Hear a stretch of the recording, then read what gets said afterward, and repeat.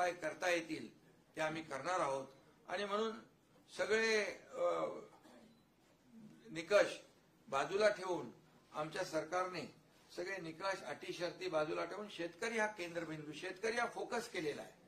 आणि म्हणूनच या वेळेस किती तानातान असली, ओढाताण असली तरी सुद्धा सरकारने खूप मोठा निर्णय शेतकऱ्यांसाठी घेतलेला आहे. एनडीआरएफचे जे निकष आहेत त्यात 10,000 आणखी ऍड केलं, त्या बाबतीत देखील मुख्यमंत्री महोदयांनी सांगितलेलं आहे. 10,000 प्रति हेक्टरी म्हणजे जी एनडीआरएफचे निकष आहेत त्यात आणखी 10,000 प्लस, म्हणजे यामध्ये पुढचं जे काय रबीचं पीक आहे ते घेण्यासाठी शेतकऱ्यांना खतं, बी बियाणं या संदर्भात देखील मदतीचं जे नुसतं आता झालेल्या नुकसानीची मदत न देता पुढच्या पिकाला देखील त्यांना मदत कशी मिळेल यासाठी देखील सरकारने विचार केलेला आहे. आणि त्याचबरोबर आम्ही तिघांनी, अमित भाई आले होते त्यावेळेस देखील त्यांना विनंती केली की मोठं संकट आहे आणि या संकटामध्ये आम्ही राज्य सरकार तर पूर्ण ताकदीने खंबीरपणे शेतकऱ्यांच्या मागे उभे आहोतच. आम्ही तर बिलकुल जे काही मदत करायची ती करणार, पण केंद्र सरकार देखील यामध्ये केंद्राची देखील मदत झाली पाहिजे अशा प्रकारची मागणी अमित भाईंकडे केली. आदरणीय प्रधानमंत्री मोदीजींना देखील मुख्यमंत्री महोदयांनी आमच्या सहीचं पत्र दिलं, तिकडे देखील निवेदन दिलेलं आहे. आणि अमित भाईंनी देखील त्यांच्या परवाच्या जाहीर भाषणात देखील सांगितलं, महाराष्ट्रातल्या शेतकऱ्याच्या मागं केंद्र सरकार खंबीरपणे उभं राहील. आपला प्रस्ताव दाखल केला की तातडीने तो मान्य केला जाईल. त्यामुळे मला वाटतं की यावेळचं संकट मोठं बघून राज्य सरकारने मोठा निर्णय घेतलेला आहे. आकड्यामध्ये म्हणजे आपण आकडे पाहिले किंबहुना ज्या ज्या पद्धतीचं नुकसान शेतकऱ्यांचं झालंय या सर्व शेतकऱ्यांना पूर्णपणे मदतीचा हात राज्य सरकार देईलच आणि तो निर्णय आपण घेतलेलाच आहे. आणि यानंतर देखील काही छोट्या मोठ्या काही गोष्टी समोर येतील त्याला देखील सरकार हात आकडता घेणार नाही.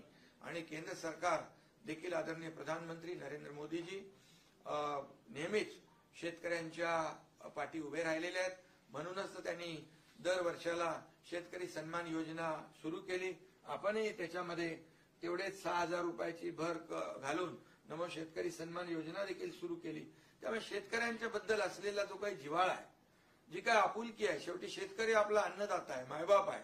आणि म्हणून आज बळीराजाच्या डोळ्यामध्ये अश्रू आहे, ते अश्रू पुसण्याचं काम नक्की राज्य सरकार केल्याशिवाय राहणार नाही. आणि त्याचीच प्रतिपूर्ती आजच्या मुख्यमंत्री महोदयांनी डिटेलमध्ये जे काय घोषित केलं त्यातून येते.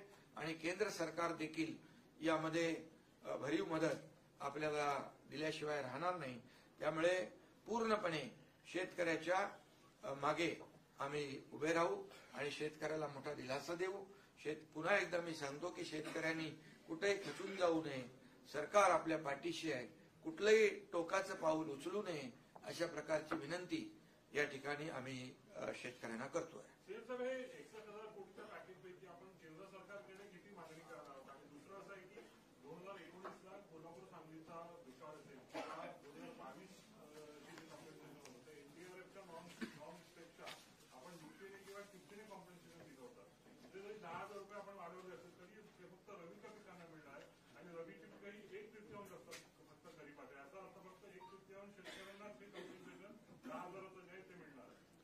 पहिली गोष्ट, आतापर्यंतच्या दिलेल्या सगळ्या पॅकेजपेक्षा मोठं पॅकेज आहे.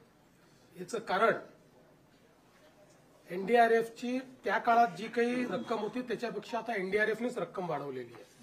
दुसरं, रबीचं पीक घेतो की नाही घेत हा भेद न करता 100% शेतकऱ्यांना 10,000 रुपये हेक्टरी आम्ही देतो.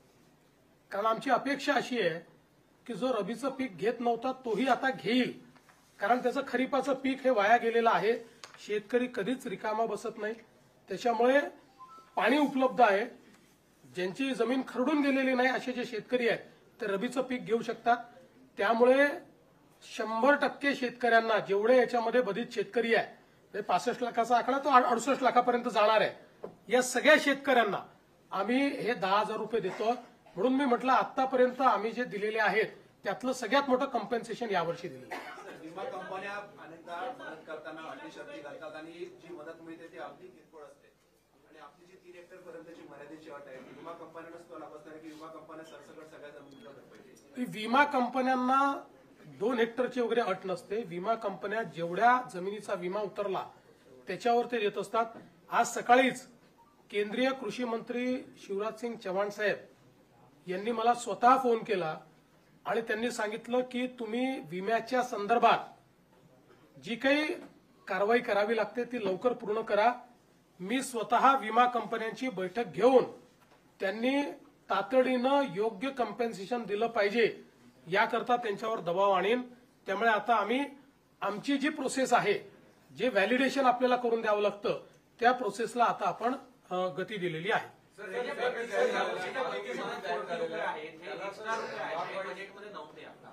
हे त्याच्यामुळे ऑलरेडी आपल्यावर आर्थिक ताण होता, हा अजून ताण वाढणार आहे. काल भुजबळ साहेब पण म्हणजे अनेक स्कीमला प्रॉब्लेम येतोय आधीच्या काही स्कीम्समुळे.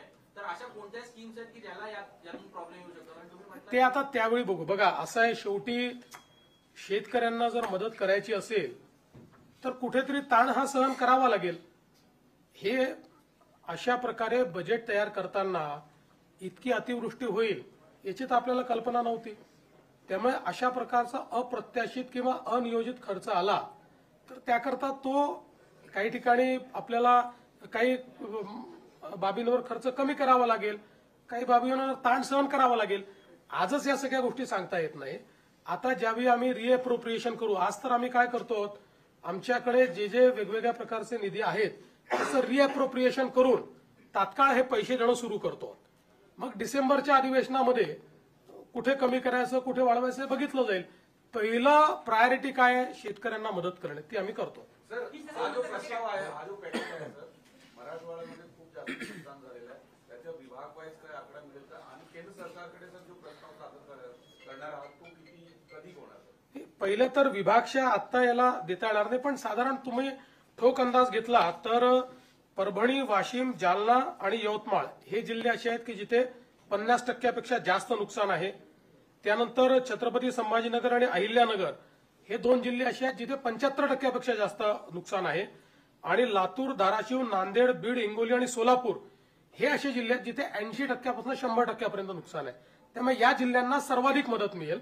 अशा जेवढं जिथे नुकसान झालेलं आहे त्यानुसार ती मदत मिळेल. शरद पवार परत म्हणतायत की शेतकऱ्यांकडूनच इनडायरेक्टली वसुली केली जाईल. या बाबतीत जो नफ्यातल्या बाबतीत बोलला तर कारखानदाराकडून त्या बाबतीत बोलतायत.